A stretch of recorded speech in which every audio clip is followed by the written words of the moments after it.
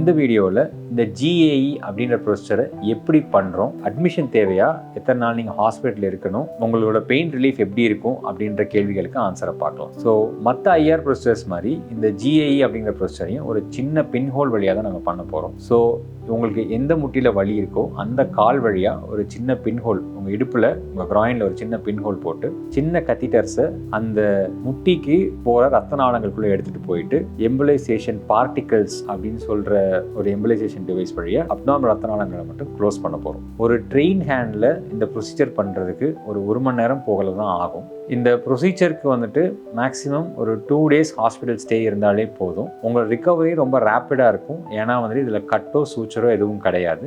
அந்த ப்ரொசீஜர் பண்ண அன்னைக்கு மட்டும் ஒரு 6 மணி நேரத்துக்கு உங்களுக்கு பிளட் ரெஸ்ட் தேவை. நீங்கள் அடுத்த நாளே வந்துட்டு நடக்க ஆரம்பிக்கலாம். இந்த ப்ரொசீஜர் மூலமாக இருக்கிற பெயின் ரிலீஃப் வந்துட்டு சில பேருக்கு இமீடியட்டாக கிடைக்கும். பட் மோஸ்ட் பீப்புளுக்கு அது வந்துட்டு ஒரு 2 வாரத்தில் நல்ல டிஃப்ரென்ஸ் வந்துட்டு அவங்களுக்கு தெரிய ஆரம்பிக்கும். இந்த பெயின் ரிலீஃப் வந்துட்டு அவங்களுக்கு ப்ரொலாங்டாகவே வந்துட்டு இருக்கும்.